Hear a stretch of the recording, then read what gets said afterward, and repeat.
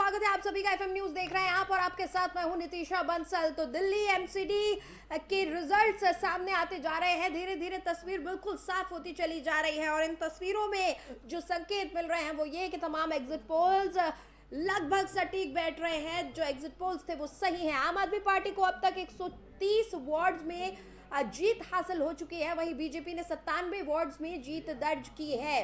तो आपको बता दें 130 और 97 का आंकड़ा अभी तक नजर आ रहा है। वहीं कांग्रेस की अगर बात करें तो 7 वार्ड में जीत हासिल की है कांग्रेस ने, आपको 42.21% वोट मिले हैं। वहीं बीजेपी को 38.97%। देखिए ये जो वोट का परसेंटेज है ये बहुत मायने रखता है, क्योंकि ये आगे की दशा और दिशा भी काफी हद तक निर्धारित करेगा। क्योंकि जैसा मैं लगातार कह रही हूं कि ये जो 2022 के चुनाव है ये कहीं ना कहीं 2025 का ट्रेलर है। याद रखिएगा इस बात को कि आज ये जो एमसीडी के चुनाव हो रहे हैं ये 2025 की तस्वीर की तरफ भी इशारा कर रहे हैं, और ये जो वोट परसेंटेज, वोट शेयर की जो हम बात कर रहे हैं वो काफी कुछ कहानी कहती है।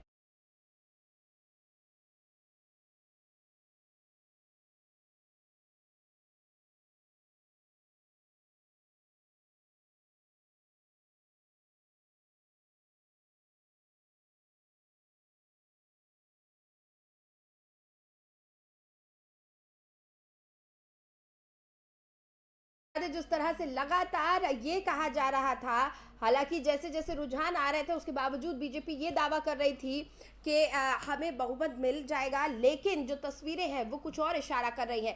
आम आदमी पार्टी ने अब फिलहाल अपना बहुमत साबित कर लिया है। हालांकि कांग्रेस डबल डिजिट तक भी नहीं पहुंच पाई है। कांग्रेस लगातार शीला दीक्षित के कार्यकाल की बात कर रही थी, शीला दीक्षित की दिल्ली की बात कही जा रही थी। वहीं आम आदमी पार्टी जो है लगातार अरविंद केजरीवाल की बात कर रही थी, मनीष सिसोदिया के काम की बात कर रही थी, और शायद यही जो तमाम वादे और दावे थे इन्होंने दिल्ली की जनता का दिल जीत लिया।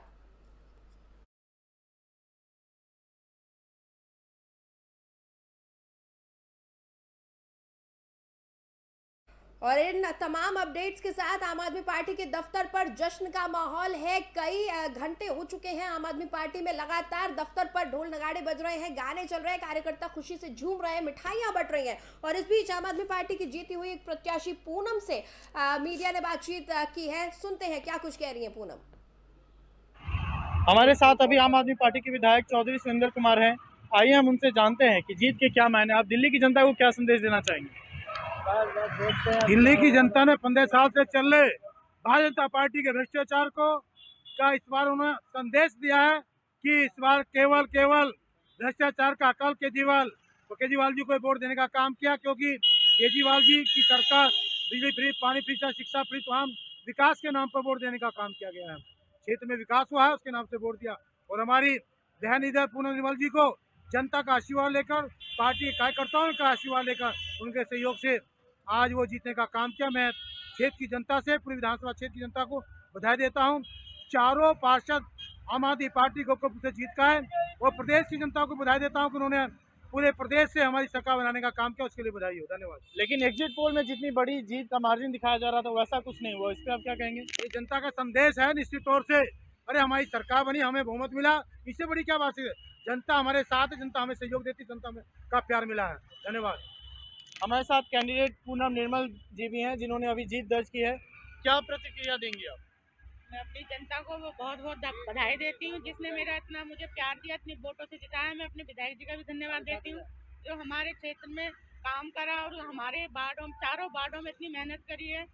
और जनता पूरे दिन रात हमारे साथ रही, कार्यकर्ताओं को धन्यवाद देना चाहती हूँ। यही मेरा आगे आपको 5 साल का मौका मिला है, तो आप साफ सफाई संबंधित और भी जो मुद्दे हैं उन पे आप क्या करेंगे। उनके जो मुद्दे हैं वो सारे काम करेंगे मुद्दों पे। तो ये पूनम निर्मल जी थी, इनसे हमने बात की। प्रत्याशी के हस्बैंड पतिदेव आम आदमी पार्टी के कार्यकर्ता और पार्षद के पतिदेव भी यहाँ पे हमारे साथ मौजूद हैं। आप क्या कहना चाहेंगे, कैसा रहा चुनाव, क्या क्या समस्याएं थी और कैसे आपने इसको ओवरकम किया। देखिए, चुनाव बहुत अच्छा रहा। जो भारतीय जनता पार्टी ने दिल्ली के अंदर दिल्ली को कूड़े का ढेर बनाया है, उसके प्रति जनता का प्यार है जो इस वोट में बदला है। और हमारे सभी कार्यकर्ता और हमारे माननीय विधायक जी की मेहनत है ये जिस तरीके से ऐतिहासिक जीत हासिल हुई है। और हम इन सभी कार्यकर्ता और अपने क्षेत्र की जनता का बहुत बहुत धन्यवाद करते हैं, अपने विधायक जी का धन्यवाद करते हैं इस जीत के लिए। कार्यकर्ता, पार्षद, विधायक सभी से हमने बात कर ली है और जीत का जश्न कहीं ना कहीं ये लोग मना रहे हैं। हालांकि अगले 5 साल में ये किस तरह का काम करेंगे ये भी देखने वाली बात होगी। कैमरामैन दीपक के साथ मैं आदित्य झा, धन्यवाद। हमारे साथ अभी आम आदमी पार्टी के विधायक चौधरी सुरेंद्र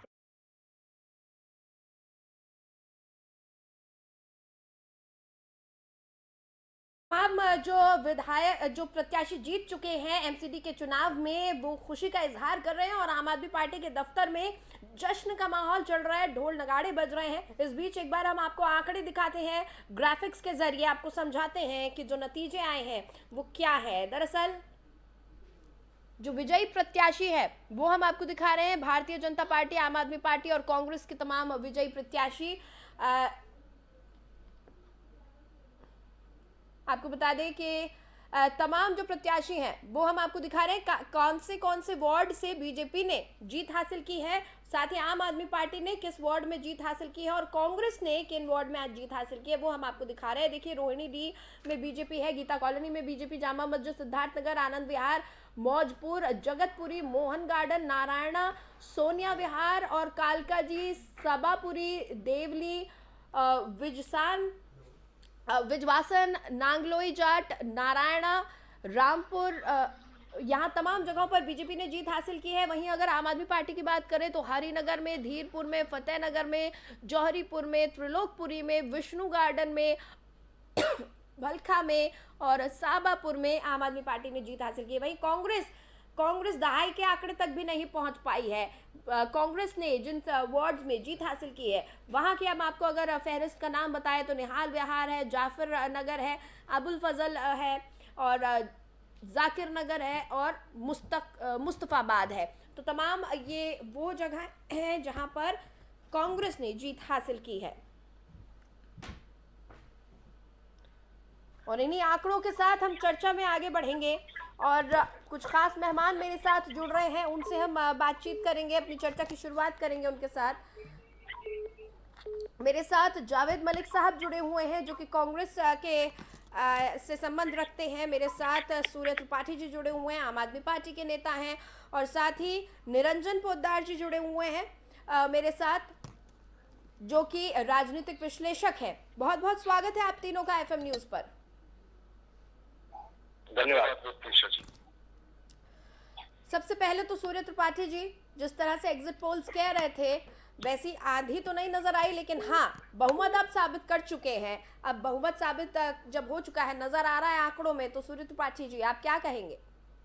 आपकी पहली प्रतिक्रिया। सबसे पहले मैं दिल्ली की जनता और हमारे आम आदमी पार्टी के सभी कार्यकर्ताओं और नेताओं को इस जीत की बधाई देता हूँ।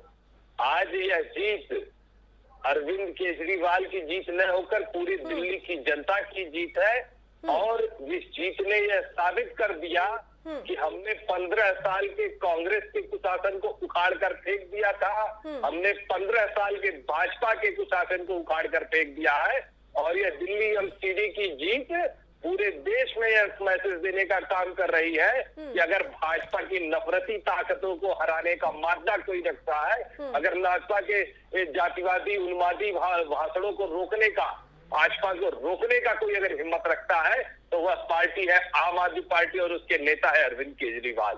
हमने शुरू से ही कहा था, ठीक है उतनी बड़ी बहुमत नहीं मिली लेकिन बहुमत होता है। दिल्ली की जनता ने हमको पहला मेयर बनाने का मौका दिया, हम पहला मेयर बनाएंगे। जो इन्होंने 15 साल से पूरे दान में फेंकने का काम किया था, पूरा दिल्ली में कूड़ा करने का काम किया था, इनको जनता ने कूड़े दान में फेंक दिया है और निश्चित ही आने वाला समय, आने वाला दौर आम आदमी पार्टी का है, अरविंद केजरीवाल का है। ठीक है, जावेद मलिक साहब आप क्या कहना चाहेंगे? कांग्रेस के लिए तो बड़ी मुश्किल भरी घड़ी चल रही है, आप दहाई के आंकड़े तक भी नहीं पहुंच पाए हैं, सिंगल डिजिट पर निपट रहे हैं सर। जी नीतीश जी, पहले तो आप पार्टी के साथी को बहुत बहुत बधाई। दिल्ली में उनको काफी सीटें जिताई है और भाजपा भी पीछे रहेगी, लेकिन मेयर किसका बनेगा अभी त्रिपाठी जी कह नहीं सकते, क्या पता भाजपा का बन जाए, अभी तो बहुत कुछ होना बाकी है। अरे अब कांग्रेस इलू करेगी, भाजपा जो तो बन ही सकता है सर। मैं लेकिन ये यकीन रखिएगा, नहीं मैं बस एक बात आपको करेक्ट कर रहा हूँ, जो आप कह रहे हैं कि हो सकता है भाजपा का बन जाए। कांग्रेस का ये इतिहास रहा है कि भाजपा को जब भी सीटों की जरूरत पड़ी है, विधायकों की जरूरत पड़ी है, तो भाजपा लेकर खड़ी रही है। लेकिन जनता ने हमको बहुमत दे दिया है, तो निश्चित ही मेयर आम आदमी पार्टी का बनेगा। मेरी बात पूरी होने दीजिए, फिर जवाब दीजिएगा। नहीं बिल्कुल, अब आप दीजिए जवाब। फिर मैं आपको बोलने नहीं दूंगा। जी ठीक है। दूसरी बात ये है, आपको मैं बधाई दे रहा हूँ, रोज हम लड़ते हैं पॉलिसीज पे। बहुत बहुत धन्यवाद सर। हाँ, हम रोज लड़ते हैं टीवी पे कि भाई पॉलिसीज को लेकर, नीतियों को लेकर, और ये हमारा अधिकार है कि हम आपसे सवाल पूछे, आप हमसे पूछे। लेकिन आज जो लड़ाई है वो ये आज लड़ाई का विषय नहीं है। आज ये है कि आप जीत रहे हैं, आपको बहुत बधाई है, बहुत अच्छा काम करेंगे, जो बातें आपने की है वो पूरा करेंगे। लेकिन आपकी जो रिपोर्ट कार्ड है वो ऐसा प्रतीत नहीं होता है कि आप बातें पूरे कर पाएंगे, क्योंकि आपने कहा कि कूड़े के पहाड़ है, वो पहाड़ है। आपका अभी जो रिपोर्ट कार्ड है दिल्ली सरकार का, 5-6 साल हो गए आपको, आप कुछ भी नहीं कर पाए। 16,000 दिल्ली में शिक्षकों के पद खाली पड़े, 16,800। कितने कॉन्ट्रैक्ट टीचर आपने पक्के कर लिए? एक भी नहीं किया। तो बातें तो आप करते हैं। शीला दीक्षित जी के टाइम में जो काम हुआ, मैं खुद दिल्ली में था, पूरे महीने दिल्ली में था। शीला दीक्षित जी के टाइम में जो काम हुए थे, लोग वो बोलते हैं काम शीला दीक्षित जी के टाइम पे हुआ। आपने हमारे वक्त में 30 करोड़ रुपया इस साल में एडवर्टाइजमेंट में खर्च होता था, प्रचार में खर्च होता था सरकार का। आप 600 करोड़ रुपए करते हो, तो काम तो करने में आप 2 रुपए का काम करते हो। नहीं जावेद साहब देखिए शीला दीक्षित जी ने वाकई काम किया था, ये तो हम सब ने देखा है कि दिल्ली में काम हुआ था। लेकिन दरअसल अब यहाँ पर बात ये है कि अगर उस काम को जनता याद रखती तो कांग्रेस को फायदा मिलता, लेकिन बार बार शीला दीक्षित जी का हम नाम लें, उसका कोई फायदा नहीं मिलता दिख रहा है। तो कांग्रेस को सोचना चाहिए कि हम अपने ऐसे चेहरे अब आप लेकर आइए जनता के बीच, ताकि जनता विश्वास कर सके। क्योंकि शीला दीक्षित जी ने काम किया ये सब जानते हैं, लेकिन जनता अब उसको भूल रही है। जनता चाहती है आगे भी तो कोई हो काम करने वाला। हम पुराने कामों को ही नहीं याद रख सकते, आगे काम करने वाला हमें चाहिए। पोद्दार साहब, जो आंकड़े नजर आ रहे हैं 130 पर, देखिए आम आदमी पार्टी जीत चुकी है, ये साफ हो चुका है, ये नतीजे साफ हो चुके हैं। अब मेयर की स्थिति के बारे में आप क्या कहते हैं? देखिए नीतीश जी, मेरा तो यही मानना है कि जिस तरीके से चुनाव परिणाम आए हैं उस हिसाब से मेयर तो निश्चित रूप से मेयर स्टैंड आम आदमी पार्टी का ही बनेगा। लेकिन मैं एक चीज आपकी चैनल के ऊपर कहना चाहता हूं, जो मैं सुबह से तमाम टीवी चैनलों के ऊपर बैठ करके मैं जो बार बार एक बात कह रहा हूं कि जिस तरीके से आम आदमी पार्टी अभी तक जो राजनीति करते आई है, अब उनको ये चीज साबित करनी पड़ेगी कि जो उन्होंने लोगों के साथ वादे किए हैं और अपने अपोजिशन के ऊपर जिस तरीके से आरोप लगाए हैं, चाहे कूड़े के पहाड़ हो, चाहे तमाम ऐसी जो बातें उन्होंने करी, अब उनको वो आप ये मान के चलिए वो सारे के सारे कूड़े के पहाड़ उनको चढ़ने पड़ेंगे, उनको वहां से उनको साफ करना पड़ेगा। और रही बात आम आदमी पार्टी की, जैसे भी जावेद जी कह रहे थे, देखिए मैं आपको ये बात निश्चित रूप से कहना चाहता हूं कि दिल्ली की जनता ने इस बार बहुत समझदारी भरा फैसला किया है। उसका कारण जानते हैं क्या? उसका कारण ये है कि दिल्ली के अंदर प्रॉपर 3 संस्थाएं काम करती है। एक लोकसभा होती है, एक विधानसभा होती है और एक नगर निगम होता है। अब आम जनता को इस चीज का पता नहीं होता ये काम विधायक का है या निगम पार्षद का है या सांसद का है। अब आम आदमी पार्टी के पास अभी तक एक बहुत बड़ा एक्सक्यूज था। अगर आप कोई अपने क्षेत्र की कोई भी समस्या लेकर के उनके पास जाते हैं तो वो कहते थे भाई ये तो निगम पार्षद का काम है। निगम पार्षद के पास जाते हैं तो वो तो ये तो विधायक का काम है। अब जनता ने इन्हीं के हाथ में दोनों चीजों की बागडोर दी। और रही बात जो अभी जावेद जी कह रहे थे, मैं देखिए इसके अंदर ये चीज मैं इनकी बातों में जोड़ूं कि आम आदमी पार्टी ने जिस तरीके से विधानसभा से पहले वायदे किए थे, 2015 में इन्होंने कहा था कि हम 2020 तक यमुना को साफ कर देंगे। 2020 के विधानसभा चुनाव में केजरीवाल जी ने कहा कि 2022 के अंदर मैं यमुना को इतना साफ कर दूंगा कि वहां का पानी मैं भी पीऊंगा और आपको भी पिलाऊंगा और वहां पे मैं आपको भी नहलाऊंगा, मैं भी नहाऊंगा। और तमाम बातें हो चुकी हैं, डुबकी लगाने लायक यमुना हो जाएगी, आचमन करने लायक हो जाएगी, सब चीज हो गई। सूर्य त्रिपाठी जी, देखिए बधाई तो आपको है ही, सभी लोग दे रहे हैं, आपके तमाम विरोधी भी दे रहे हैं, अभी जावेद साहब ने भी दी है। लेकिन ये जो बात निरंजन पोद्दार साहब कह रहे हैं ये बहुत महत्वपूर्ण है, क्योंकि जीत जितनी जरूरी है उससे ज्यादा जरूरी है कि आप उस स्तर को कायम रखें। अब जनता का पूरा भरोसा आपके ऊपर है और आपके कामों का अब वाकई आकलन हो पाएगा, आकलन कर पाएगी जनता कि क्या हमारे लिए काम हुआ या फिर काम नहीं हुआ। अब ठीकरा फोड़ने के लिए आपके पास कोई नहीं रहेगा। देखिए, आम आदमी पार्टी ठीकरा फोड़ने का काम नहीं करती है। हमने 2015 में चुनाव लड़ा, हम 2020 के जब चुनाव में गए तो हमने अपना रिपोर्ट कार्ड रखा। हमने बकायदा अरविंद केजरीवाल जी ने टाउन हॉल के जरिए सारी जगहों पर अपना रिपोर्ट कार्ड रखा कि हमने देखिए 2015 में ये वादे किए थे और हम 2020 में इन वादों को पूरा करने के बाद चुनाव लड़ रहे हैं। यमुना सफाई की ये लोग बात करते हैं तो हमने आपके भी चैनल पर निकिता जी, मैंने आपके इस शो में कहा है कि 2025 तक सारे साथियों के साथ चलेंगे, यमुना जी में डुबकी लगाएंगे। और बात जिम्मेदारी की रही तो हमने पूरा चुनाव ही इस मुद्दे पे लड़ा है कि इन्होंने 15 साल में कोई काम नहीं किया। हमने अपने 8 साल 7 साल के काम के बदले पे लड़ा। हमने एक नारा भी दिया था, केजरीवाल की सरकार, केजरीवाल का पार्षद। तो जनता ने उस नारे पर भरोसा किया है। जनता को एक विकल्प के तौर पर अरविंद केजरीवाल दिल्ली से लेके उत्तर प्रदेश, गुजरात हर जगह पर देख रही है। और यह बात आज स्पष्ट हो चुकी है कि कांग्रेस एकदम मरणासन हो चुकी है, कांग्रेस खत्म हो चुकी है। कांग्रेस के प्रवक्ताओं का जवाब देने की बात छोड़िए, जनता उनको वोट नहीं देती है तो हम जवाब क्या उनको बेचारों को दें। त्रिपाठी जी लौटूंगी आपके पास, पोद्दार साहब आपके पास भी आऊंगी। देवेंद्र प्रमुख साहब हमारे साथ जुड़े हुए हैं, उनसे हम बातचीत कर लेते हैं। सर, स्वागत है एफएम न्यूज पर आपका। जी देवेंद्र प्रमुख जी, देखिए जो एग्जिट पोल कह रहे थे वो सच साबित होता नजर आ रहा है। अब बीजेपी को क्या मंथन की जरूरत है कि 15 साल का काम नकार दिया है जनता ने? नहीं, देखिए ये लोकतंत्र की खूबसूरत प्रक्रिया है, उस खूबसूरती को स्वीकार करना चाहिए। और जो आपका एग्जिट पोल बोल रहा था कि 70, 60, 80 उस सबको प्लस करते हुए भारतीय जनता पार्टी शानदार उसकी मैंडेट की तरफ गई है। और जिसको भी मिलता है कड़ी टक्कर हुई है, उसका स्वागत है। उसका उसमें कोई परेशान होने वाली बात नहीं है, क्योंकि हमें भी जनता ने शानदार वोट दिया। 15 वर्षों तक हमने जो है जिस तरीके का काम किया उसका इनाम भी दिया। और हमारा वोट परसेंटेज, सबसे जो बड़ी बात है, पीछे से अब तक लगभग 3 से 4% बढ़कर मिला है। ये बड़ी खुशी की बात। और जो कांग्रेस वगैरह का वोट ट्रांसफर हुआ उससे ये चीज हुई भी है, नहीं तो हमारा गणित ठीक था। और कल की गिनती के बाद बताएंगे और भी शानदार गणित आने वाला है। सर, देवेंद्र प्रमुख जी, क्या आपको लग रहा है कि कहीं टिकट बंटवारे के वक्त कुछ बातें हो रही थी, टिकट बंटवारे में कुछ कहीं चूक गए आप? नहीं, ऐसा कुछ नहीं है, बंटवारे से भी कुछ नहीं है। ये सब लोकतांत्रिक प्रक्रिया है। मैं कहूंगा कि लोकतंत्र में सब स्वीकार करना भी बहुत जरूरी होता है। और जनता का डिसीजन है। हमें जनता ने सीट भी ज्यादा दी है, आपके सर्वे के अनुसार भी ज्यादा दी है, बहुत शानदार चुनाव भी लड़ा है, वोट परसेंटेज भी ज्यादा किया है।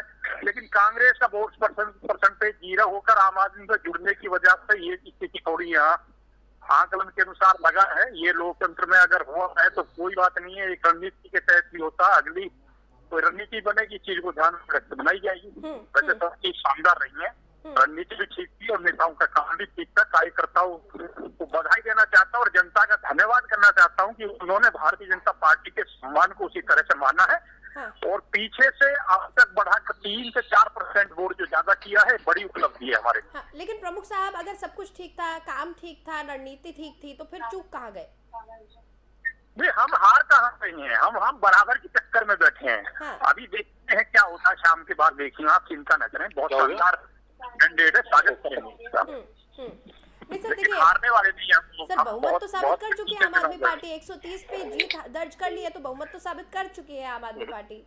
नहीं, बहुमत देखिए, अभी बहुमत भी शाम तक क्लियर हो पाएगा। अभी कितनी सीटें अगर कम बढ़ती भी होती हैं, क्या है लोकतांत्रिक प्रक्रिया, इस पर शाम तक विचार होगा। लेकिन बहुमत अगर मिलता भी है तो कोई बड़ी बात नहीं है। हम बहुमत का भी स्वागत करते हैं, जिसको मिले वो अपना काम करें, आगे बढ़े। ठीक है, पोद्दार साहब, आप कुछ कहना चाह रहे थे?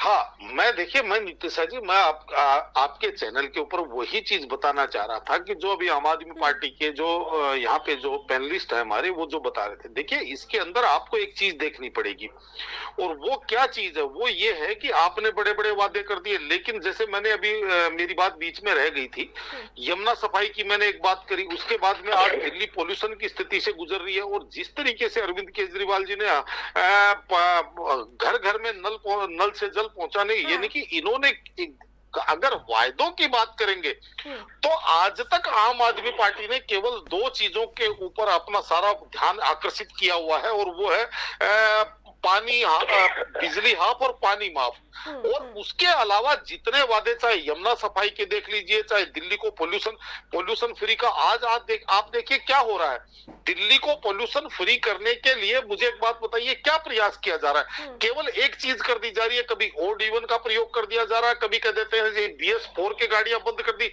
कभी BS3 की गाड़ियां बंद कर दी। अरे भाई, आप मुझे एक बात बताइए, अगर छींक आएगी तो छींक के लिए आप नाक काटेंगे या छींक का इलाज करेंगे? और यहाँ पे क्या हो रहा है, यहाँ पे ये हो रहा है। और सबसे बड़ी बात नीतिशा जी, 4 तारीख को चुनाव संपन्न हुए MCD के, और 5 तारीख को ये नियम आ गया, BS4 की गाड़ियां और BS3 की पेट्रोल गाड़ियां बंद है, अन्यथा इनके ऊपर 20,000 रुपए का चालान है। भाई साहब, अगर आप इतने ईमानदार थे तो ये चुनाव वोटिंग से पहले नियम आपने क्यों नहीं घोषित किया? तो कहने का तात्पर्य ये है नीतिशा जी, अब मेरा ये मानना है, पर भी चर्चा करते रहे और तब लगातार हम यही मुद्दा उठाते थे कि स्थायी कदम क्यों नहीं उठाए जाते। ये अस्थायी कदम है, छोटी छोटी चीजें हैं जो कुछ दिन के लिए लागू होती हैं और उसके बाद स्थितियां जैसे ही नॉर्मल आने लगती हैं, हम वापस अपने रोजमर्रा के ढर्रे पर आ जाते हैं। तो इस तरह से कामकाज नहीं होगा। लेकिन हमने पहले भी बात करी कि सूर्य त्रिपाठी जी से भी हमने ये कहा कि देखिए, अब जिम्मेदारी आपके ऊपर बड़ी है, अब ठीकरा फोड़ने के लिए आपके पास कोई नहीं है कि MCD जो है विधानसभा पर ठीकरा फोड़ दे और सरकार जो है MCD पर ठीकरा फोड़ दे, विधायक ये कह दे कि भाई आप पार्षद से बात कीजिए, पार्षद ये कह दे कि विधायक देखेंगे। तो ऐसी अब स्थिति नहीं है, अब तो विधायक भी आपका है, पार्षद भी आपका है,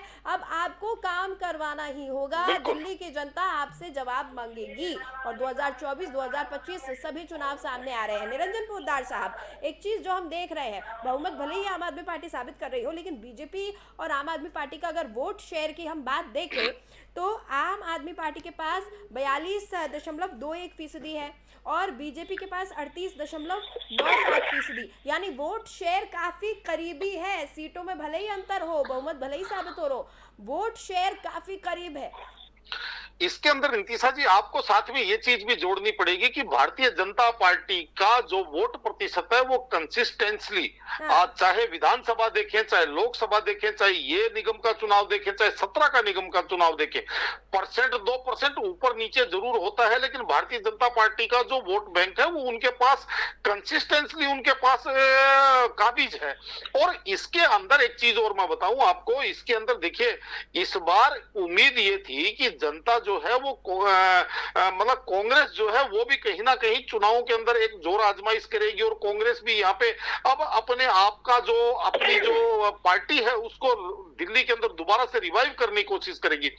लेकिन नीतिशा जी, इस बार भी ये देखा गया है कि कांग्रेस के जो कैंडिडेट थे उन्होंने तो पूरी ताकत लगाई है। ये तो मैंने कई जो प्रत्याशी उनको मैंने देखा, लेकिन कांग्रेस का जो नेतृत्व है वो कहीं ना कहीं इन चुनावों के अंदर भी बहुत सुस्त नजर आया, इन चुनावों के अंदर भी नगण्य नजर आया। और सबसे बड़ी बात ये बताइए नीतिशा जी, कांग्रेस का केंद्रीय नेतृत्व या प्रदेश नेतृत्व है, ये वो वाली बात होगी, अगर ट्रांसफार्मर में करंट नहीं है तो वो किसी घर को क्या सप्लाई देगा? तो उसी तरीके से अगर नेतृत्व अगर पीछे से बैक सपोर्ट नहीं देगा तो ना कैडर के अंदर ऊर्जा आएगी, ना कार्यकर्ता के अंदर एक उत्साह आएगा। तो देखिए, इन चीजों का बहुत बड़ा इफेक्ट है। अगर और ये जो अभी आम आदमी पार्टी के बारे में कह रहे थे, एक चीज और यहाँ नीतिशा जी मैं आपके चैनल पे चर्चा करना चाहूंगा। दिल्ली का इतिहास आप उठा करके देखिए, आम आदमी पार्टी को आज खुशी बनानी चाहिए, लड्डू बांटने चाहिए, लेकिन आम आदमी पार्टी को एक चीज की चिंता भी करनी चाहिए, और वो है दिल्ली का इतिहास। दिल्ली के इतिहास को आप देखेंगे, सन 1993 में जब कांग्रेस यहाँ पे निगम के अंदर काबिज हुआ करती थी, भारतीय जनता पार्टी विधानसभा में होती थी।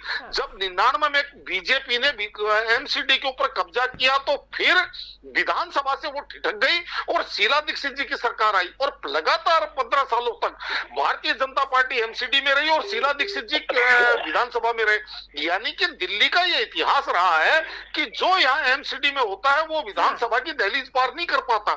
2015 के चुनाव 2013 के चुनावों में देखेंगे तो भारतीय जनता पार्टी 32 पे जाके रुक गई, यानी कि दहली पार नहीं कर पाई, वहीं उनका पैर ठिठक गया। तो उसका मेन कारण ये होता है नीतीशा जी कि एक आम आदमी का जो ज्यादा कार्य होता है वो निगम पार्षद से पड़ता है और निगम पार्षद आम आदमी के ज्यादा अप्रोच में होता है, ज्यादा रीचेबल होता है, क्योंकि वो उसी क्षेत्र का रहने वाला होता है और उसी क्षेत्र में रहता है। विधायक और सांसद और ये तो क्या है बड़ी बड़ी कोठियों में चले जाते हैं। तो जब आदमी उनके पास काम के लिए जाता है और उसको संतुष्टि नहीं होती है तो वो विधायक से नाराज नहीं होता है, वो पार्टी से नाराज होता है। तो आम आदमी पार्टी को इन चुनौतियों के बारे में भी सोचना चाहिए कि अब 2024 के अंदर कहीं ऐसा ना हो कि इस जो एमसीडी की जीत है वो 24 के अंदर खामियाजा बन करके उभरे या 25 में विधानसभा में खामियाजा इनको भुगतना पड़े। नहीं, और साथ ही जिस वोट शेयर की मैं बात कर रही थी, देखिए बीजेपी एक स्ट्रैटेजी के तौर पर काम करती है और जिस तरह से वोट शेयर बहुत करीबी नजर आ रहा है तो बीजेपी जरूर इस चीज पर काम करेगी कि अपने वोट शेयर पर काम किया जाए और 2024 में यहाँ से क्योंकि देखिए जैसे जो की बात आपने कही कि तमाम सांसद पिछली बार भी हुआ, विधायक आपके किसी और पार्टी के हैं, सांसद किसी और पार्टी के हैं, एमसीडी में कोई और पार्टी है, कहीं ऐसा ना हो 24 और 25 में यही ट्रेंड फॉलो होता चला जाए। जावेद मलिक साहब, अब आप ये हमें समझाइए कि जिस तरह से अभी पोद्दार साहब भी कह रहे थे कि नेतृत्व में कुछ कमी नजर आई और हम लगातार पूरे चुनावों के दौरान मैं इसी पर चर्चा करती रही हूं कि काफी लो प्रोफाइल कांग्रेस का इस बार का प्रचार रहा, चाहे वो गुजरात की बात हो, हिमाचल की बात हो या फिर दिल्ली एमसीडी की बात हो। क्या वजह है इसके पीछे? क्या भारत जोड़ो यात्रा जिसको माना जा रहा है कि पूरे देश में जो कांग्रेस की राजनीति है उसको रिवाइव करने की कोशिश की जा रही है, कहीं ऐसा तो नहीं कि आप उसको लाइमलाइट में लाने के लिए इन तमाम चुनावों में यानी कि मिस फायर हो गया है आपका, आप करना कुछ और चाह रहे हैं, हो कुछ और रहा है, नतीजे नहीं मिल पा रहे हैं? भारत जोड़ो यात्रा जो है वो पॉलिटिकल नहीं है, वो आइडिया ऑफ इंडिया को रिस्टोर करने के लिए। दूसरी बात आपने कहा कि सर इंडिया कहीं खोया नहीं है, नहीं मलिक साहब, इंडिया खोया नहीं है। मैं खोया नहीं बोला, आइडिया ऑफ इंडिया को रिस्टोर करने की बात, ठीक है। दूसरी बात मैं ये कह रहा हूँ कि अभी 8 दिन पहले 10 दिन पहले भी हरियाणा के भी चुनाव के रिजल्ट आए थे, वहाँ पे लोकल बॉडीज के चुनाव हुए थे। आप पार्टी को 2% वोट मिला और बीजेपी को 5% वोट मिला। 87% निर्दलीय और जो कांग्रेस के कैंडिडेट बिना सिंबल के लड़े थे उनको जीत मिली। तो ऐसा नहीं है। और दूसरी, हिमाचल में प्रियंका जी पूरे टाइम हिमाचल उन्होंने देखा, राहुल जी यात्रा में, खड़गे जी गुजरात में निरंतर रैलियां की है, खड़गे जी में कि हमारे बहुत वरिष्ठ नेता है, कौन आदमी नेता जो प्रचार नहीं करता ना। लेकिन ये मिथ फैला गया मीडिया में और कुछ गोदी मीडिया के पत्रकारों ने कि कांग्रेस दिल से चुनाव नहीं लड़ रही। दिल्ली में हमारा नहीं सर, मलिक साहब नहीं, आप लोग खुद ही कह रहे थे ना कि हम लोग लोक संपर्क कर रहे हैं, हम हम जनसंपर्क कर रहे हैं, हम लोगों के घरों तक जा रहे हैं, आप खुद ही ये कह रहे थे। जबकि हमने ये देखा तमाम पार्टियां पूरे जोर शोर से थी, अपने तमाम स्टार प्रचारकों को लेकर पहुंची थी, चाहे आप आम आदमी पार्टी से केजरीवाल साहब की बात करें, सिसोदिया साहब की बात करें, आप पंजाब के सीएम की बात करें, चाहे उनके सांसद हरभजन की बात करें। वहीं बीजेपी में प्रधानमंत्री मोदी ने तो 54 किलोमीटर लंबा ऐतिहासिक रोड शो कह सकते हैं आप उसको। मैं ये कहना चाह रहा हूँ कि 93% जो इलेक्टोरल बॉन्ड से पैसा आया वो बीजेपी के पास है और दिल्ली सरकार में केजरीवाल की सरकार ने जो 1 साल में 600 करोड़ दिल्ली सरकार का पैसा केवल एड में प्रचार में खर्च कर रही है। तो सारा तो जो मोदी सरकार है वो प्रधानमंत्री करते क्या? प्रधानमंत्री का तो काम करते नहीं वो। अभी गुजरात में वोट डालने गए, वोट डालने का काम 10 मिनट 15 मिनट आधे घंटे का होता, 2.5 घंटा वो रोड पे चले। ये इलेक्शन कमीशन सो रहा था। तो प्रचार में तो हम मानते हैं इनका झूठ और इनका प्रचार ही इनको जिता रहा है। लेकिन मुद्दे पे अगर अभी मुद्दों पे बात हो जाए, अभी ये भागने लगेंगे, अभी लड़ने लगेंगे हमसे।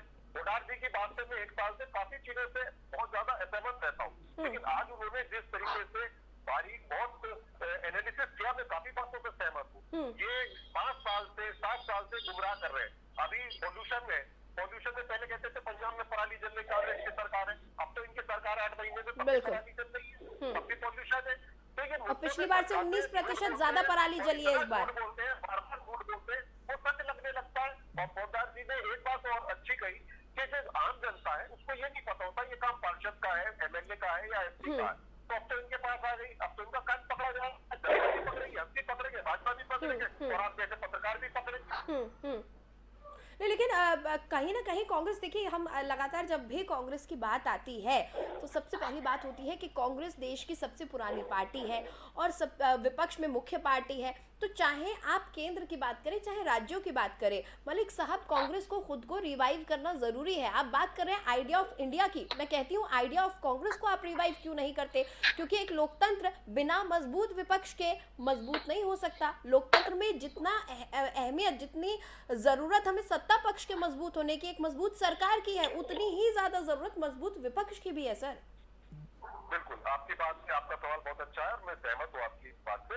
इसीलिए हमारे नए अध्यक्ष विनय खड़गे जी और पूरा निरंतर काम कर रहे हैं। हमारा फरवरी में रायपुर में एक बड़ा सेशन होने वाला है और पूरी पार्टी में सारी चीजें रिवाइव हो रही, लेकिन हमारी इतनी पुरानी पार्टी है कि उसको एकदम से रीशफलिंग कर देना, हम वो एक्सपेरिमेंट नहीं करना चाहते। धीरे धीरे हर चीज बन रही है और आपको एक बेहतर कांग्रेस, नई कांग्रेस, ऊर्जावान कांग्रेस और हर मुद्दों, हम केवल देश के मुद्दों, सही मुद्दों पर राजनीति करेंगे। चाहे अभी जिस तरह से रिजल्ट हमारे खिलाफ आ रहे हैं, लेकिन हम डरने वाले नहीं है।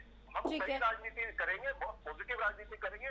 जो इनको सीटें मिली है इनको बधाई हो, लेकिन अगर काम नहीं करेगा तो ये पहाड़ जो इन्होंने बोल रहे थे, पहाड़ कचरे के पहाड़ इन्होंने बना दिए, अगर इन्होंने नहीं हटाया तो उनका काट पकड़ेंगे। आप इसके सवाल पूछोगे, एक महीने बाद आप भी सवाल पूछते हैं।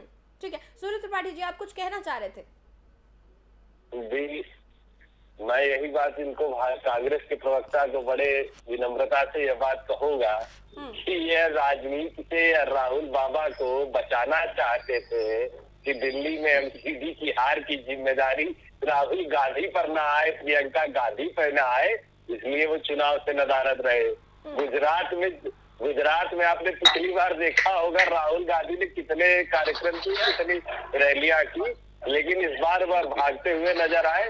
तो उनका यही एकमात्र मकसद है कि वह राहुल गांधी पर यह आरोप न लगने दे।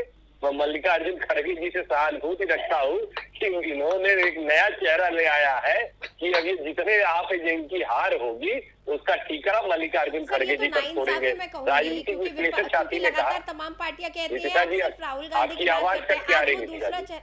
सूर्य त्रिपाठी जी, क्या आपको नहीं लगता कि ये कांग्रेस पार्टी के साथ में नाइंसाफी है? जब कांग्रेस पार्टी राहुल गांधी को आगे करती है तो आप कहते हैं बस राहुल गांधी की बात करते हैं, गांधी परिवार की बात करते हैं। आज उन्होंने नया अध्यक्ष चुना है, आज अपनी लाइन और लेंथ बदल रहे हैं, तो आप उस पर भी कटाक्ष कर रहे हैं। ये नाइंसाफी है सर कांग्रेस के साथ। देखिए, मैं एक बात बता दूं कि ये किसी भी लाइन और लेंथ से चले जाए, जनता इनको नकार चुकी है।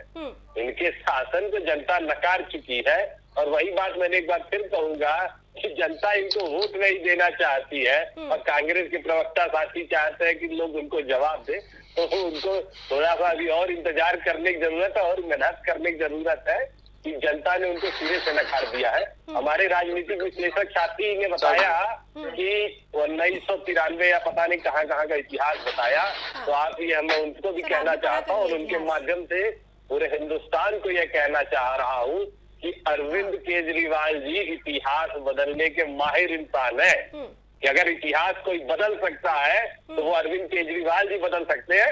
रही काम की बात, अगर आम आदमी पार्टी ने काम नहीं किया होता तो दिल्ली की जनता मूर्ख नहीं है जो हमें मौका देती। दिल्ली की जनता हमें मौका दे रही है, 67 सीटों का बहुमत दिया, 62 सीटों का बहुमत दिया, इस बार अब दिल्ली एमसीडी में बहुमत दिया, तो दिल्ली की जनता यह बात तो देख रही है। और इस चुनाव से यह स्पष्ट हुआ है ना कि अब अगर नरेंद्र मोदी जी का, उन्होंने 2024 की भी बात की, तो मैं आपको यह बता दे रहा हूँ कि दिल्ली के एमसीडी चुनाव से यह मैसेज पूरे हिंदुस्तान में जाएगा कि अगर भारतीय जनता पार्टी के नफरत की, भारतीय जनता पार्टी के उन्माद की, अगर भारतीय जनता पार्टी के नेता नरेंद्र मोदी का कोई मुकाबला करने वाला है तो वह आम आदमी पार्टी है और उसके नेता अरविंद केजरीवाल है। और यह जाहिर सी बात है कि 2024 का चुनाव मोदी वर्सेस केजरीवाल होगा और हम 2024 में भी जब जनता के बीच में जाएंगे तो अपने कामों को लेकर जाएंगे। बस एक मिनट मुझे दीजिए पोद्दार साहब, यही मेरा सवाल था अगला, जो सूर्य त्रिपाठी जी ने अपने बयान में, अपने बात में साफ कर दिया। जिस तरह से बार बार बात होती है केजरीवाल, दिल्ली का बेटा केजरीवाल, दिल्ली के मुख्यमंत्री, दिल्ली मॉडल, कहीं ना कहीं कोशिश यही है कि बात 2024 की हो और देश के प्रधानमंत्री नरेंद्र मोदी का मुकाबला ऐसा दिखाया जाए, कम से कम जनता के सामने ऐसा प्रोजेक्ट किया जाए कि दिल्ली के सीएम का मुकाबला देश के प्रधानमंत्री के साथ में दिखाया जाए? देखिए नीतिशा जी, हिंदुस्तान जो है आज की तारीख में आजाद देश है और यहाँ पे हर आदमी को अभिव्यक्ति की स्वतंत्रता है। कोई आदमी कुछ भी अपने बोल सकता है, कोई आदमी कुछ भी सपने देख सकता है। हाँ। उनके ऊपर ना कोई प्रतिबंध है और ना कोई उनके ऊपर कोई सजा है। लेकिन अगर ये इस चीज का ख्वाब देख रहे हैं तो देखिए, मैं आपको इनको एक चीज बता देना चाहता हूं कि दिल्ली के अंदर दो प्रकार की जनता रहती है। एक जनता वो है जो लेबर क्लास है, यानी कि जो लोअर मीडियम और लोअर क्लास। और आज अगर आप देखेंगे दिल्ली के जो कल परसों तक ये सारी के सारे डेटाज आपके सामने आ जाएंगे, आप देखेंगे नीतिशा जी, जो आम आदमी पार्टी को बढ़त मिलती है वो बढ़त मिलती है इन्हीं क्षेत्रों में। और इन क्षेत्रों में इसलिए मिलती है क्योंकि 200 यूनिट सब्सिडाइज फ्री है और पानी का बिल माफ है। और यह हाफ और माफ वाला जो चीज है उसके चक्कर में, और देखिए अगर ये कह रहे हैं कि अगर चुनाव जीतना काम करने की अगर ये गारंटी कहते हैं कि भाई यही अगर इनका पैमाना है, तो मुझे एक सवाल इनसे पूछना है नीतिशा जी, जो ये मुझे क्लियर जवाब देंगे तो मेरे को ज्यादा संतुष्टि होगी कि मनीष सिसोदिया जी अपने विधानसभा क्षेत्र में काम सही नहीं करते हैं क्या? मनीष सिसोदिया जी के विधानसभा क्षेत्र में उनकी स्वयं की विधानसभा फंस के खड़ी हो गई थी। 2,500-3 हजार वोटों से चुनाव जीत करके जैसे तैसे करके उन्होंने इज्जत बचाई थी। और आज अगर निगम के चुनाव की बात करें तो मनीष सिसोदिया जी की जो अपनी कॉन्स्टिट्यूएंसी है उसके अंदर आम आदमी पार्टी चुनाव हार के निकल रही है, तो क्या मनीष सिसोदिया जी काम करने में पिछड़ रहे हैं? इधर आप देखेंगे सत्येंद्र जैन, जिनको आप भारत रत्न और पता नहीं कौन कौन सा पुरस्कार देने की बात कर रहे थे, उनकी कॉन्स्टिट्यूएंसी के अंदर चुनाव हार गए। इधर आप देखेंगे तो आपके जो प्रदेश अध्यक्ष हैं गोपाल राय जी, उनकी जो विधानसभा के अंदर जो मौजपुर कॉन्स्टिट्यूएंसी आती है वो आप हार गए हैं। तो भाई साहब, आप इस चीज का गुणा भाग अगर इन चीजों से लगाएंगे तो बहुत सारे सवाल खड़े होंगे। और तीसरी और सबसे बड़ी बात क्या है नीतिशा जी, अब मैं जो बात कहना चाह रहा हूं उस बात को समझिए। कांग्रेस को दरअसल क्या है, अपनी राजनीति के बारे में पुनर्विचार करना पड़ेगा। ये जो टेलीविजन के ऊपर प्रवक्ता आते हैं, आकर के इनकी मजबूरी होती है कि अपने पार्टी नेतृत्व का कैसे भी करके बचाव करें। लेकिन मेरे को एक चीज समझ में नहीं आती, क्या आपने कोई एनजीओ खोल रखा है क्या? आपकी राजनीतिक पार्टी है, और राजनीतिक पार्टी जैसे वही वाली बात हो गई नीतिशा जी की एक जो छात्र होता है वो कितना मेधावी है, कितना इंटेलिजेंट है, इसका जो मूल्यांकन होता है वो उसके परीक्षा परिणाम से होता है। आप कहते रहे कि मेरा लल्ला जो है वो बहुत इंटेलिजेंट है, लेकिन अगर परीक्षा परिणाम आपके अगर परसेंटेज अगर आपके 40% आएंगे तो आपकी बात कोई नहीं मानेगा।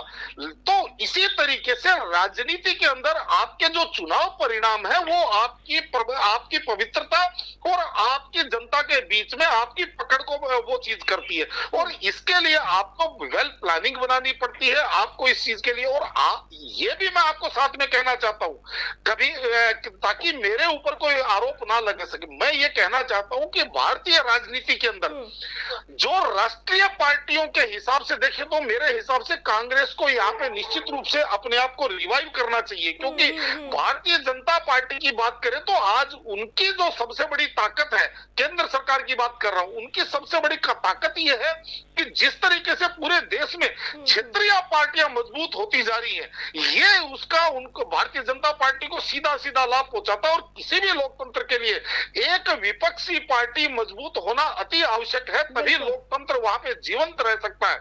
लेकिन इसके लिए आपको स्वयं को भी उठना पड़ेगा। अब मुझे एक बात बताइए नीतिशा जी, चाहे पत्रकारों के ऊपर आरोप लगाइए, मीडिया के ऊपर आरोप लगाइए और अन्य किसी चीजों पे, संवैधानिक संस्थाओं पे आरोप लगाइए, अगर आप उठने का प्रयास नहीं करेंगे तो कोई आपको कैसे उठा सकता है? उसके लिए आपको भी प्रयास करना पड़ेगा। और 2024 के लोकसभा चुनाव की बात करूं तो मेरा ऐसा मानना है कि आप पिछला रिकॉर्ड उठा के देख लीजिएगा। 2019 के जो 2015 के विधानसभा चुनाव के अंदर आम आदमी पार्टी की लैंडस्लाइडिंग विक्ट्री हुई थी, लेकिन 19 के अंदर कांग्रेस 2 नंबर पे थी और आम आदमी पार्टी के लगभग समझ लीजिए 7 कैंडिडेट की जमानत जब्त हो गई थी। क्योंकि जनता इस चीज को भी जानती है कि हम अभी जो वोट दे रहे हैं ये निगम के लिए दे रहे हैं, हमारे यहाँ के क्षेत्रीय पार्षद के लिए दे रहे हैं, और जब हम 2024 में वोट देंगे तो वो हम केंद्र में बनाने के लिए देंगे। अब ये कह रहे हैं कि मोदी बनाम केजरीवाल की टक्कर होगी। देखिए इस तरीके से तो बहुत सारे लोग घूम रहे हैं जो ये कह रहे हैं कि जी ममता जी की टक्कर होगी, नीतीश जी की टक्कर होगी, शरद पवार जी की टक्कर होगी। अब पता नहीं ये कितने टक्कर होंगी मेरे को समझ में नहीं आया, लेकिन मेरे को ये मानना है कि कांग्रेस को 24 तक अपने आप को खड़ा करके और सीधा सीधा चुनाव में आना चाहिए, नेतृत्व को आगे से आगे बढ़ाया जाए। और अरविंद केजरीवाल ही नहीं तो हमने तमाम और कद्दावर नेताओं के नाम भी सुने हैं जिनको प्रधानमंत्री की टक्कर में रखने की कोशिश की जा रही थी, चुनावों को वो शक्ल देने की कोशिश की जा रही थी। जावेद साहब आपके पास मैं आऊंगी, आप कुछ कहना चाह रहे थे और साथ ही साथ जो पोद्दार साहब ने कहा उसके बारे में भी बताइएगा। जी, पोद्दार साहब ने एक बात बोली कि कांग्रेस पार्टी को अपनी रणनीति बदलनी होगी, कुछ करके दिखाना होगा। हाँ। और परिणाम जो होता है वो जज करता है कि भाई कैंडिडेट या बच्चा पॉलिटिकल पार्टी है, दम है या नहीं है। लेकिन पोद्दार साहब को मैं एक बात बताना चाहूंगा, पिछले 8 सालों में बड़े बड़े कॉन्स्टिट्यूशनल पोस्ट पे बैठे हुए नेताओं ने, राजनेताओं ने, राष्ट्रीय नेताओं ने इतना झूठ बोला है, शायद ही कभी इतिहास में बोला गया हो। आप पार्टी अभी आई है दिल्ली में, सर तो कीजिए ना झूठ का पर्दाफाश। आप देखिए मैं बोल पूरा तो अब आप पार्टी जो है भाजपा से 50 गुना झूठ बोल रही है। हाँ। तो हम झूठ नहीं बोल सकते, हमारा सिद्धांत ये है अहिंसा और सत्य। तो हम सच बोलेंगे, सच को थोड़ा टाइम लगता है, लगेगा, हम मानते हैं उस चीज को। वो हम एकदम से अगर वो झूठ बोल रहे तो हम उससे बड़ा झूठ बोल रहे, वो 2 लाख करोड़ दे रहे हैं तो हम 50 लाख करोड़ दे, हम ये नहीं कर सकते। किस पर आरोप लगा रहे सर? हम 2 करोड़ नौकरियों का झूठा वादा नहीं कर सकते। हम ये वादा नहीं कर सकते कि पॉल्यूशन हम दिल्ली को साफ कर देंगे। हमने दिल्ली को हरा किया था, सबसे हरी दिल्ली हमारे वक्त में थी, सिटी ऑफ फ्लाईओवर दिल्ली कहा जाता था। आज लोग 2 नाबालिग बच्चियों का बलात्कार दिल्ली में होता है, एसपीआरबी की रिपोर्ट के अनुसार बता रहा हूँ मैं आपको। आरोप हम पे लगाते हैं, झूठ बोलना, बार बार बोलना, पूरा प्रचार लगा देना, पूरी सरकार का पैसा लगा देना। तो हमारे पास अभी सरकार नहीं है, तो हम सच्ची बोलेंगे। सच का रास्ता कठिन है, समय लगेगा। पोद्दार जी, मैं आपकी बात से सहमत हूँ कि रिजल्ट बिल्कुल मैटर करता है, मैं इस बात को मानता हूँ कि मैटर करता है। लेकिन अगर कोई 10 झूठ बोल रहा तो हम 11 बोले हम जीत जाएंगे। अरे हम सच्ची बोलेंगे, चाहे 0 सीट आए हमारी, सच्ची बोलेंगे और सही राजनीति करेंगे, पॉजिटिव राजनीति करेंगे। देश के लोग हमारे बहुत समझदार हैं। नीतीश जी कुछ कहना चाहूंगा। लेकिन जावेद साहब देखिए, अगर सामने वाला झूठ बोल रहा है तो विपक्ष का तो काम ही यही है कि आप नीतीश जी कुछ कहना चाहूंगा। जी पोद्दार साहब। बिल्कुल, लेकिन अगर आप पार्टी 600 करोड़ रुपया झूठ बोलने में खर्च कर रही है एक साल में सरकार का पैसा, तो हम 600 करोड़ कहाँ से लाए? मोदी जी ने अरे भाई, आप इसका प्रमाण नहीं दे पाएंगे, झूठ मत बोलिए चैनल पर बैठ के। हाँ नीतीश जी, ऐसा है जावेद जी, अभी भी अगर मेरी बातों का अर्थ गलत निकालेंगे तो वो अनर्थ कहलाया जाएगा। देखिए ऐसा है, मैंने क्या बोला, आप कहते हैं कि जी हमें झूठ नहीं बोलना, वो बोल सकते, हम ऐसा नहीं कर सकते, हम वैसा नहीं कर सकते। सबसे पहले तो मैं आपको एक चीज बता दूं, कौन झूठ बोल रहा है नहीं बोल रहा है, मैं इस चीज का मूल्यांकन करने के योग्य नहीं हूं, मैं इतना कैपेबल नहीं हूं। लेकिन जावेद जी, मैंने इतना जरूर सीखा है कि जैसे जो हथियारों से सामने वाला लड़ता है, आपको उन्हीं हथियारों से लड़ना पड़ेगा। ये एक समय हुआ करता था जिसको हम पाषाण युग कहते हैं, जब लोग लाठी और पत्थरों से लड़ते थे। अगर आप लाठी और पत्थर लेकर के AK-47 के जमाने में उनसे लड़ने चले जाओगे, आप कहोगे जी हम तो पाषाण युग के आदमी है, तो आप AK-47 के सामने लाठी और पत्थर से नहीं लड़ पाओगे। दूसरी बात, आप कह रहे हो कुछ समय जरूर लगता है। नीतीश जी, मेरी बात बहुत महत्वपूर्ण, आप सुनिएगा।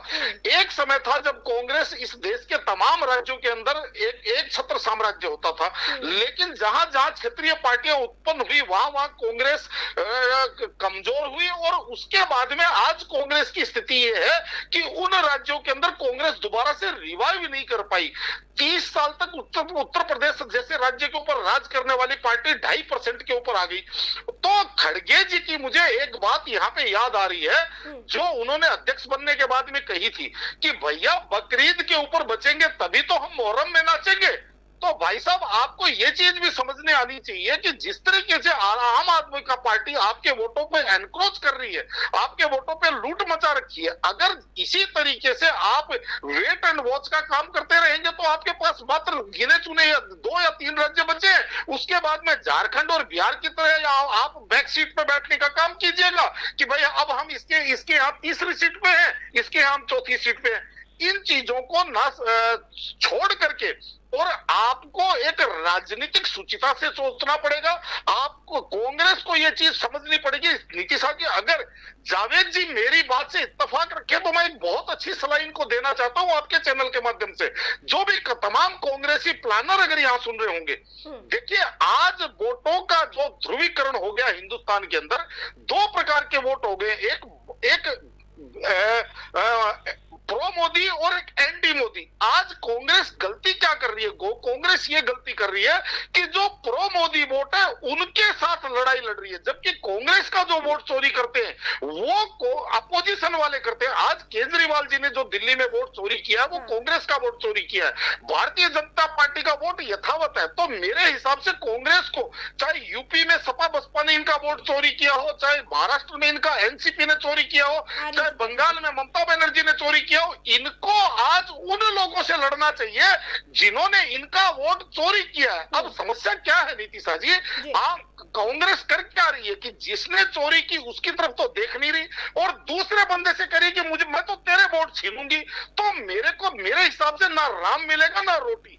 ये सारी चीजें देख करके आपको खड़ा होना चाहिए। करोड़ों लोगों की अपेक्षाएं हैं कि इस देश के अंदर एक राष्ट्रीय पार्टी मजबूत विपक्ष के अंदर आके खड़ी हो, ताकि इस देश का जो लोकतांत्रिक जो लोग हमारे जो संविधान निर्माता जिनका उस टाइम जो एक मकसद रहा था वो सफल हो पाए।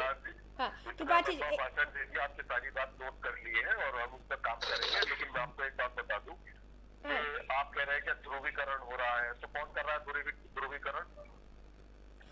जावेद साहब, बात यह है कि जो कर रहे हैं वो उस चीज में कामयाब साबित हो रहे हैं। आपने बात बोली कि मैं उस योग्य नहीं हूँ कि मैं सच और झूठ का आकलन कर सकूँ। आप नहीं कर सकते हो, आप बहुत काबिल आदमी हो, आप नहीं बता सकते हो 2 करोड़ लोग नौकरियों का वादा किया था, नहीं मिली। यही तो झूठ है। ये तो कहा था किसान की आई 2022 में नौकरी नहीं हुई, यही तो झूठ करते थे। तो सच को सच बोलिए, झूठ को झूठ बोलिए। आप आकलन कर सकते हो, बहुत सक्षम व्यक्ति हो, बहुत काबिल व्यक्ति हो। ठीक है, हल्का मत लीजिए। ठीक है, सूर्य त्रिपाठी जी आप कुछ कहना चाह रहे थे? जी सर। जी, आपने भाजपा और कांग्रेस के प्रवक्ताओं को पूरा समझ लिया, तो थोड़ा समझिएगा। माफ कीजिएगा, राजनीतिक भाजपा के प्रवक्ता नहीं है यहाँ पर हमारे साथ, तो मैं आपको यही बताना चाहूंगा। पोद्दार साहब, नीतीशा जी आपकी आवाज थोड़ी सी कट कट के आ रही है, मैं थोड़ी सी अपनी बात पूरी कर दूं। आज कांग्रेस के ऊपर जवाब देना मतलब हालत ये है कि मरे हुए आदमी कर बेहोश समझकर पानी छिड़कना, ये कांग्रेस की हालत है। तो ये जो चाहे बेचारे करते रहे, इनको छूट है। इनको जनता ने बताया है कि आपको कहाँ रहना है। 2 बार से चुनाव में, दिल्ली के चुनाव में शून्य का आविष्कार कर रहे थे, पता नहीं हो सकता और बेचारे आज दहाई में पहुंच जाए। तो मैं आपको बता दूं कि इनसे कोई मतलब नहीं है। ये भाजपा के साथ ईडू करने वाले लोग हैं, भाजपा के लिए काम करने वाले लोग हैं। इनके नेताओं ने, और ये जो आज जिस तरीके से हर जगह कांग्रेस ने भाजपा को वॉकओवर दिया, उससे पता चलता है कि इनका बड़ा गहरा रिश्ता है। हमारे राजनीतिक विश्लेषक साथी को इस बार उनके सारे प्रश्न, नीतीशा जी आवाज आपकी नहीं आ रही। सर मैं ये कह रही हूँ कि ये जो आप बात कर रहे हैं वॉकओवर दिया और बी पार्टी और इस सब का कोई फायदा नहीं है दरअसल, क्योंकि लोकतंत्र में अच्छा तो यही है कि सत्ता पक्ष और विपक्ष दोनों मजबूत रहे। अगर विपक्ष कमजोर हो रहा है तो ये लोकतंत्र के लिए कोई अच्छी बात नहीं है, ये बेहद खराब बात है। मैं वही बात कह रहा हूँ, विपक्ष कमजोर, जब तक विपक्ष के रूप में कांग्रेस था तब तक वह कमजोर, दिन प्रतिदिन कमजोर होते होते, बीमार होते होते आज वेंटिलेटर पर पड़ा है। अब आम आदमी पार्टी ने भारतीय जनता पार्टी के खिलाफ एक मजबूत विपक्ष बन के उभरी हो, चाहे वह दिल्ली हो, चाहे वह गोवा हो, चाहे वह पंजाब हो, चाहे वह गुजरात हो। अरे सुन लीजिए सर, अभी इतनी देर से आप बात कर रहे थे, अब अभी आप सुन लीजिए। जनता ने आपको सुनने का, जनता ने आपको सुनने भर का वोट दिया है, सुनिए।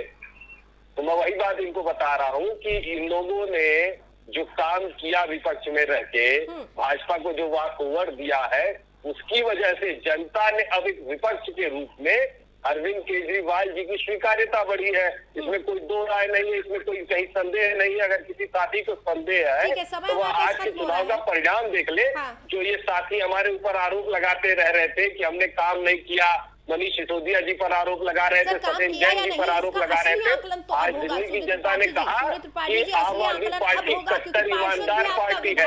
आम आदमी पार्टी अरविंद केजरीवाल जो दिल्ली के जिनको अपना बेटा मानती है वो कट्टर ईमानदार लोग हैं और ईमानदारों को वोट करके आज दिल्ली की जनता ने बताया है कि नरेंद्र मोदी जी आज नीतीश कुमार का किला ज्यादा दिन तक चलने वाला नहीं है और इसके लिए आम आदमी पार्टी पूरी तरीके से नितिशा जी मुझे आपकी आवाज नहीं आ रही, आपकी आवाज मुझे नहीं आ रही। समय खत्म हो रहा है, मुझे फाइनल कमेंट लेना है और आपसे मैं ये कह रही थी कि विपक्ष बनने के लिए अभी थोड़ी सी जल्दी है कि आप विपक्ष खुद को कह सकें कि थोड़ी सी जल्दी है। जनता ने हमको विपक्ष के रूप में नितिशा जी स्वीकार किया है और नितिशा जी हमें पूरे भारत में जनता विपक्ष के रूप में स्वीकार कर रही है।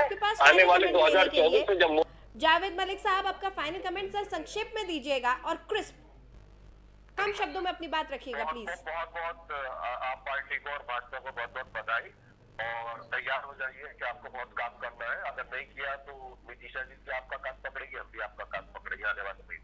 चलिए त्रिपाठी जी आपका फाइनल कमेंट सर। देखिए हम कान पकड़ने का मौका नहीं देंगे। दिल्ली के भाई दिल्ली के बेटे अरविंद केजरीवाल जी ने जो की एमसीडी के चुनाव में जो भी गारंटियां दी है, चाहे वह कूड़े का पहाड़ साफ करना हो, लेंटर माफिया राज से मुक्ति हो, सीलिंग से मुक्ति हो, भ्रष्टाचार से मुक्ति हो, हम उन कामों को करेंगे और एक बेहतर दिल्ली बनाने की तरफ काम करेंगे, एक साफ दिल्ली बनाने की तरफ काम करेंगे। दिल्ली की पहचान फिर से दिल्ली के सफाई से होगी, दिल्ली के लोगों से होगी। आज जो काम दिल्ली के लोगों ने जो कमाल किया है वैसा ही काम अरविंद केजरीवाल जी करके दिखाएंगे। ठीक है, पोद्दार साहब आपका फाइनल कमेंट सर। मेरा फाइनल कमेंट नितिशा जी ये है कि जो अभी आम आदमी पार्टी के प्रवक्ता बोल रहे थे, मैं एक ही बात कहता हूं कि तमाम राजनीतिक पार्टियों को कि अहम और वहम से आप बच के रहिए। क्योंकि अगर अहम और वहम की बात करूं तो भारतीय जनता पार्टी को आज के एमसीडी चुनावों के अंदर इस चीज का मेरे हिसाब से सबक मिलना चाहिए। कांग्रेस ने जब 2011 के अंदर आंदोलन के दौरान जब बड़ी बड़ी बातें करी थी कि चुनाव लड़के देख लो, उनको उस टाइम सबक मिल गया था। और सबसे बड़ी बात क्या होता है नितिशा जी, जैसे भी आपने बोला मैं उसी बात को थोड़ा सा अलग अंदाज में बोलता हूं कि जब आदमी का मुकाबला किसी अपोजिशन से होता है उस टाइम तो आप जीत लेते हैं, लेकिन जब आप जीत लेते हैं उसके बाद में आपका मुकाबला आप स्वयं से होता है। यानी कि अब आम आदमी पार्टी का मुकाबला अगले चुनाव में आम आदमी पार्टी से होगा। यानी कि जनता आपकी स्क्रूटनी करेगी, आपका मूल्यांकन करेगी और उसमें अगर आप जीत हासिल कर पाए तो आपकी असली वाली जीत मानी जाएगी। अन्यथा आप ये मान के चलिए ये जो क्षण है ये उस जीत को कायम रखना एक बड़ी बात होती है। बहुत बहुत शुक्रिया सुनील त्रिपाठी जी, जावेद मलिक साहब और निरंजन पोद्दार साहब आप हमारे साथ जुड़े, बीजेपी से देवेंद्र प्रमुख साहब हमारे साथ जुड़े, आपका भी बहुत बहुत शुक्रिया। तो दिल्ली एमसीडी के नतीजे आते जा रहे हैं, तस्वीर साफ हो चुकी है, आम आदमी पार्टी बहुमत हासिल कर रही है।